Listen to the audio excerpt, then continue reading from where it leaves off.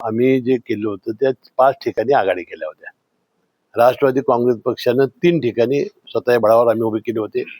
हुपरी आणि हातकणला आम्ही काही उमेदवार उभे केले होते आणि शिरोळ, कुरुंदवाड आणि जयसिंगपूर हे मी आणि राजेंद्र पाटील यड्रावकरनी अनेक वर्षे आमची शवआघाडी देत आहे.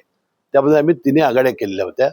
त्यामध्ये जयसिंगपूर आणि कुरुंदवाड हे आघाडीचे उमेदवार निवडून आलेले आहेत. शिरोळमध्ये त्या आघाडीचा उमेदवार निवडून आलेला आहे. दोन्ही राष्ट्रवादीचा जो प्रयोग चंदगडमध्ये केलेला होता तो लोकांना रुचला नाही असं दिसतंय. तिथं बहुमत झालं आपलं. 2 नागराची शीट गेली आमची. मुख्यमंत्री स्वतः या ठिकाणी प्रचार करून गेले होते तरी देखील तुम्हाला तिथं चांगलं यश मिळालं असं म्हणायचं. यश चांगलं मिळालं नाही मिळालं हे बघा, शेवटी हा निवडणूक असतो आणि जनतेचा कौल असतो. यामध्ये कोण हारतं कोण जिंकतं हे काय याला फारसं महत्त्व द्यायचं नाही. आपण ज्या लोकांनी विश्वास व्यक्त केला यासाठी काय करायचं हे महत्त्वाचं असतं. यापुढच्या निवडणुकीमध्ये माजी आमदार संजय गाडगे बाबा गटाला सत्तेचा वाटा मिळणार आहे.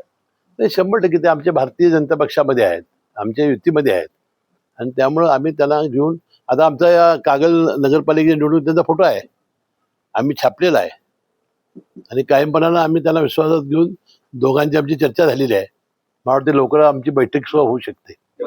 आज होते मात्र विजयाचे बॅनर कालच रात्रीच आता दोघं एकत्र आल्यामुळं आता त्यामध्ये काही वादच नव्हता ना.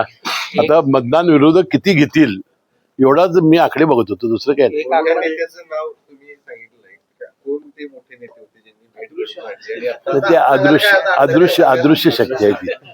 ते जिल्हा परिषदेच्या आधी होईल. संजय